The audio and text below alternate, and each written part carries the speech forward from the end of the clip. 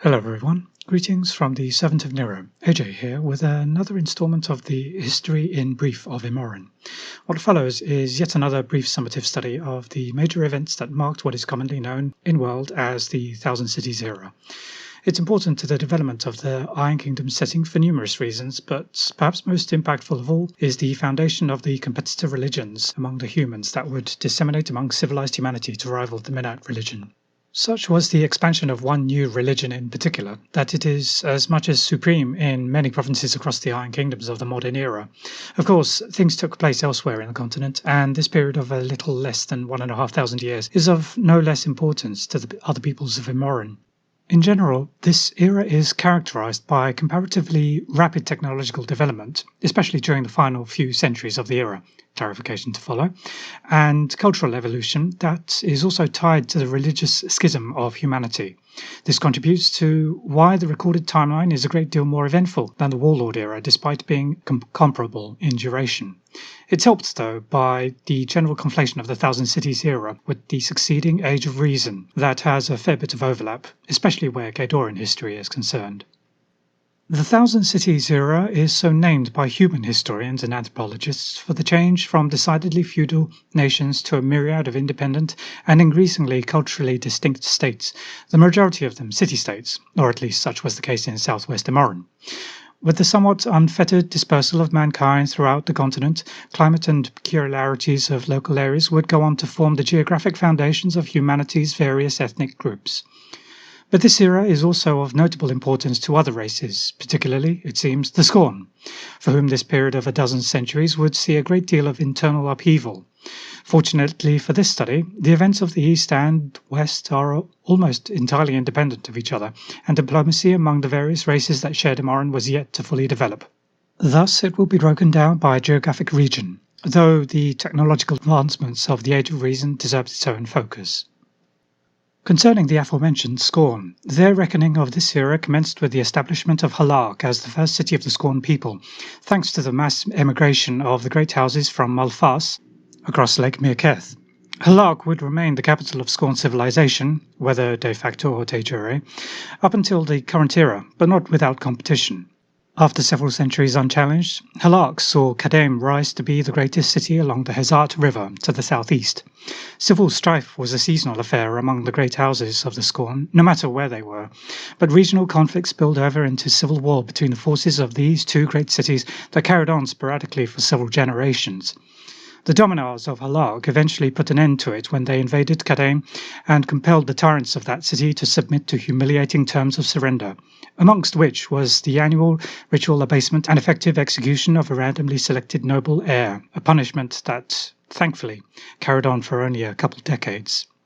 This cycle of wars took its toll on the Scorn people, and violence amongst the houses diminished somewhat, though did not disappear entirely, and a relative state of peace within the Scorn realms lasted until the War of the Exalted, which Western Immore's chroniclers agree, more or less, started in 707 BR, when the dominars of the cities that would become Kajim and Kalvat fought over ownership and the right to employ the Titans native to the region. By Scorn standards, this war was comparatively short, but no less bloody for its brevity. It climaxed at the graves of the Exalted, some distance south of modern-day Kajim. This battle site, and the war itself, became so named for the unprecedented number of warriors who were exalted over the course of the fighting, particularly as a result of this battle, contested as it was among 6 armies of various alliances of great houses from throughout the entire Scorn realm. Intellectually, this war somewhat unified much of Western Scorn people, thanks to the epic history that was written in its aftermath. Former Lord Tyrant Havartan's groundbreaking rendition of the war formalized and codified the basis of the Havarti dialect, which continues to be the prestige dialect of the Scorn language even now.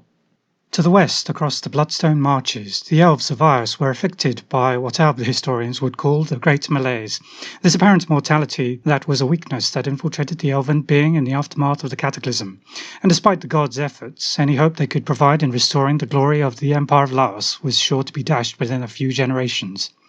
While civil strife would never reach the levels as it would amongst the Scorn people, there was no shortage of resentment between the peoples of the various Ithils of Ios, each group blaming others for the ills of their nation, implicitly blaming the patron gods of those other Ithils in so doing, particularly Nisor, who had his fane in Darsail, the Forgotten City. In some inexorable way, Ios fell into a semi-ruin over the centuries, made worse by the squabbling amongst the Halatir and their respective allies. It is believed that the Consulate Court had debated for some years prior to making the decision, but in 3126, or 840 BR for the benefit of humans, they announced their intention to depart the Mistbow. They provided their reasons, which were accepted with a mixture of skepticism and hope, and they were seen off for their voyage back to the Veld after much ritual at the fane of Osiris in Sheiros.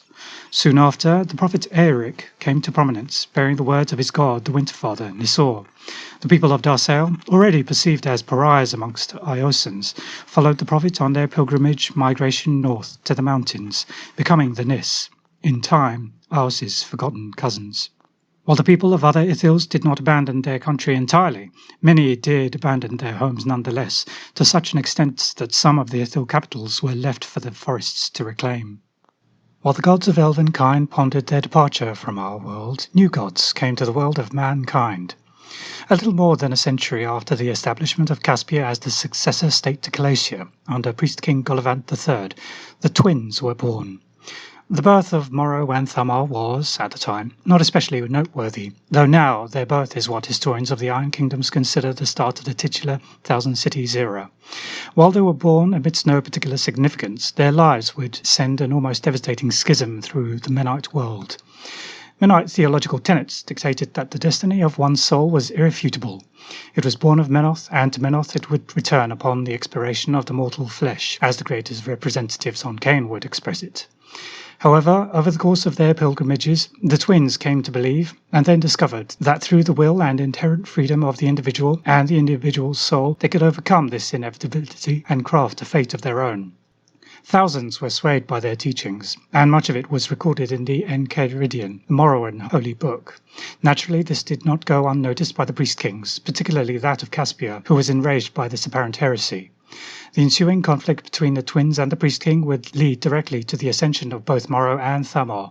While this came about at the moment of their deaths and despite their hard-fought victory, it was not without a measure of controversy, for Thamar was witnessed as being her brother's betrayer, leading to his death. And the point of mortal divergence between the paths of the followers of Morrow, proponent of altruism, and Thamar, advocate of power at any cost. These new faiths were outlawed under the law of the priest kings, but they persisted despite continued Menite attempts to purge them. Throughout the Thousand Cities era, the Morrowan faith would propagate to much of western Immoren, with formal organization crystallizing under the first Primarch, Noland Aurelius, who also established the Morrowan Divinium, the traditional home of the Morrowan faith. The power of the priest kings had been firmly challenged and would never be absolute again. Through all of this, Caspia became the dominant state in the region, extending their reach up the Black River and towards the Mordic realms, Caspian influence expanding alongside the Morrowan faith. In this time, Everblight's Dragonspawn had become too many to remain hidden from Toric's detection, and the Dragonfather's movements compelled Everblight to abandon the Lords of Mord. This spelled that state's slow and painful fall that eventually ended around 1500 BR. As the furthest from the centre of Mord power, Thuria was among the first states formed with the kingdom's collapse. The unification of tribes in the west that banded together to repel Trollkin incursions that had grown ever more frequent in the aftermath of the destruction of the Morgurd Confederation. Closer to the Thornwood, rampant infighting among the Mordic leadership caused by the loss of the dragon's sponsorship and megalomania-driven aggression against the Midar caused that alliance of city-states to retaliate. Midar, found in the region now called the Midlands, was greatly influenced by the teachings of Morrow, and the inevitable defeat of the Mord is attributed in no small part to Morrowan leadership. And like their Midar neighbours, the Thurians would also welcome the Morrowan faith. From this time onwards, the descendants of the people of Mord, called the Moridane, without leadership or semblance of power, descended into a measure of anarchy, a faithless culture of selfish pettiness. Even now, few have tried to shake their image of cruelty and evil that their ancient neighbours perceived of them.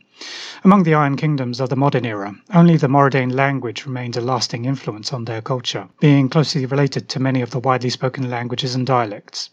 But the defeat of the Mord cannot be understated, and such was the impact of the Moran faith and how widespread it had become, that almost 650 years after the ascension of the twins, Mennonite leadership could, upon witnessing both Morrowind and Thamorite ascensions at a conference to discuss this very matter, they could no longer deny the presence or its perceived legitimacy, and formally, if begrudgingly, recognized the Church of Morrow. The humans of the north were largely separated in their dealings from their southern cousins. While Morrowind beliefs would come to the north as well, it spread more slowly, and was recognized by the leadership of northern Mennites with far less zealous backlash. Nevertheless, the lands of Cardvik's successors were not immune to conflict, and warlords from all ethnic groups sought to conquer the others, eventually leading to the founding of the Kardic Empire under Svenod Skelvoro. He and his successors would bring the tribes and territories of the other northern peoples under imperial rule, nominal or otherwise, except the Umbrians, whose lords united against the empire. The tensions between Umbrian and Card, the latter aided by the previously conquered Skirovi and Kos, led to the Horselord Wars, named for the commanders and their heritage of heavy cavalry. Occurring during the last generations of the Thousand Cities era, the Horselord Wars saw over a century of fighting among the northern peoples until at last in 716 BR, Umbri was annexed into the Kardic Empire.